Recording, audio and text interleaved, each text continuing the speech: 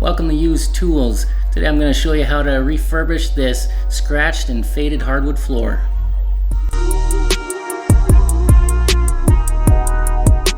What we've got here is an engineered hardwood floor. Engineered flooring is basically a plywood-like substance with a thin veneer of solid hardwood on the top. This particular flooring had a stained oil-based finish, and it's not a film finish like a varnish, it's strictly an oil finish. Let's take a minute here to talk about oil versus varnish for finishing your floor.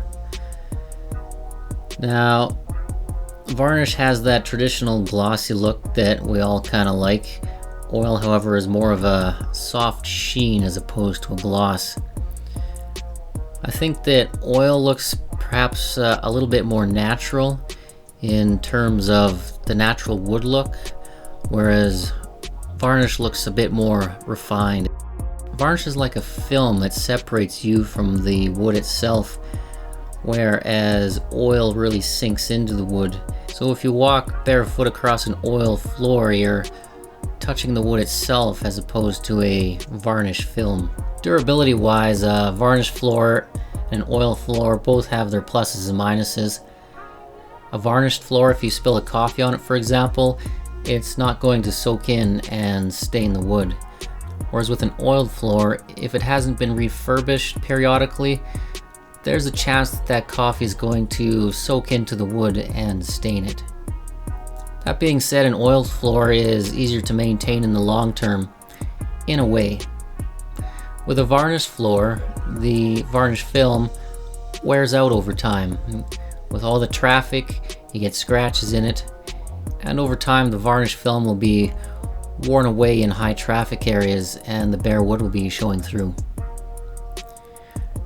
Once that happens, the entire floor has to be sanded down, probably by a professional who's done that before, all the old varnish stripped away and new varnish put down. It's a large process, it can be expensive, however, that drastic measure doesn't have to take place all that often, maybe once every 20 years, depending on the traffic levels in your house. An oil floor, however, if it gets scratched, if it gets dented, those marks kind of become part of the personality of the wood itself. And as the floor becomes faded over the years or heavily scratched, all you have to do is re-oil the floor. You don't have to sand it down. And re-oiling the floor, as you'll see in this video, is a very easy process that most homeowners can do themselves. So the periodic refinishing of an oil floor is a lot more frequent than with a varnish floor. I would suggest, depending on traffic again, every 2 to 5 years. Also depending on how you want your floor to look. If you like that beautiful kind of freshly finished floor, I would go with 2 years. If it doesn't matter as much to you and you're just going for ease of maintenance, maybe every 5 years. Now, maintenance of either type of floor, refinishing aside, is probably leaning in the favor of a varnish floor because the varnish really seals everything. It's almost like putting a sheet of plastic over your hardwood.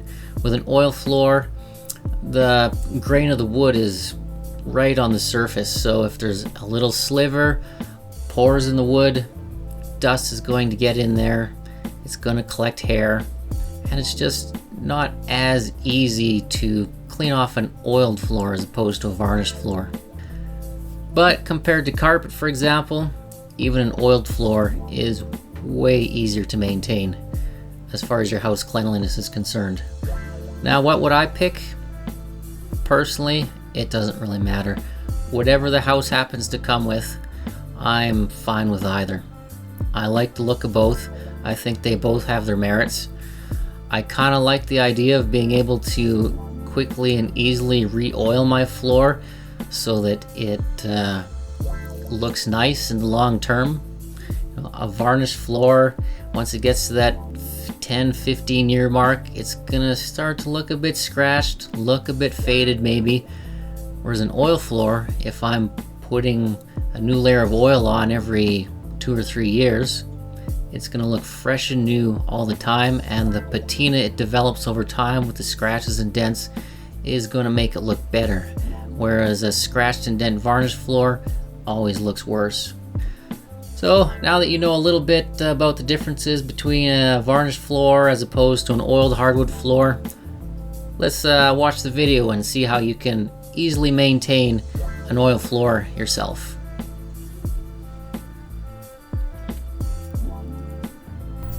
So this is what the floor looks like before the oil treatment. You can see it's kind of dull and it's a little bit faded.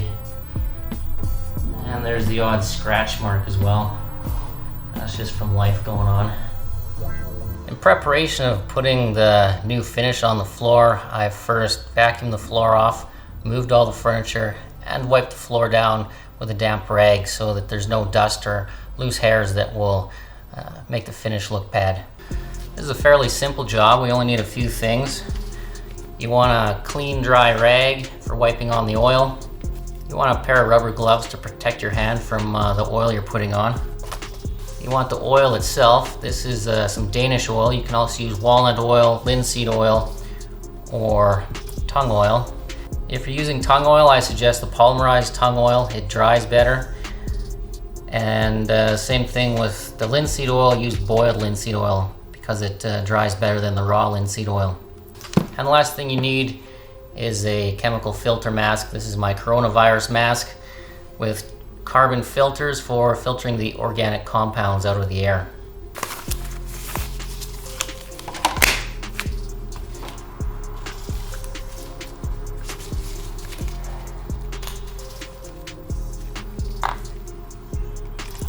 So this stuff is easier to work with if you pour it into an open container rather than trying to get it out of this can. So this finish is really easy to put on. Anybody can do it really. You just take your clean rag, soak up a little bit of oil, and wipe it on.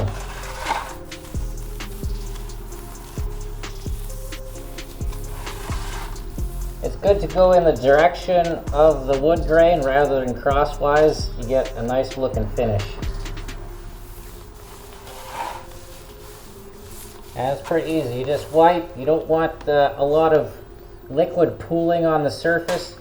You just want a nice, even, kind of wet look. And if you get any big pools of liquid pooling up here, just wipe it off. This stuff is very forgiving, very easy to use.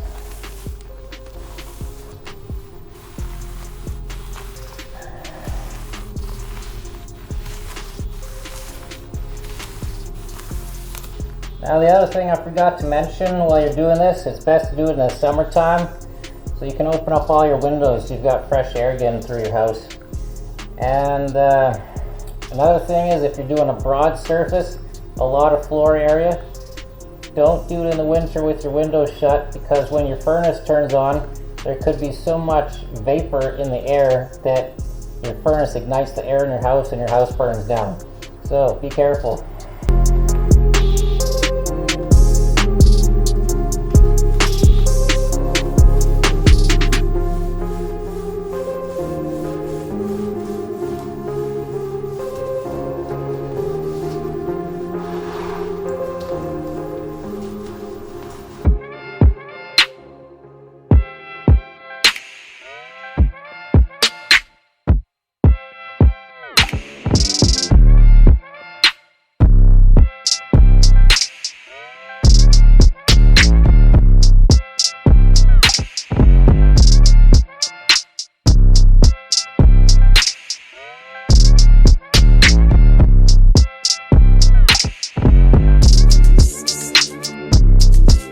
Well folks, thanks for watching. I hope you found this video informative and it helps you easily maintain your own house. Feel free to subscribe and give us a thumbs up, and I'll see you in the next one. Check you later.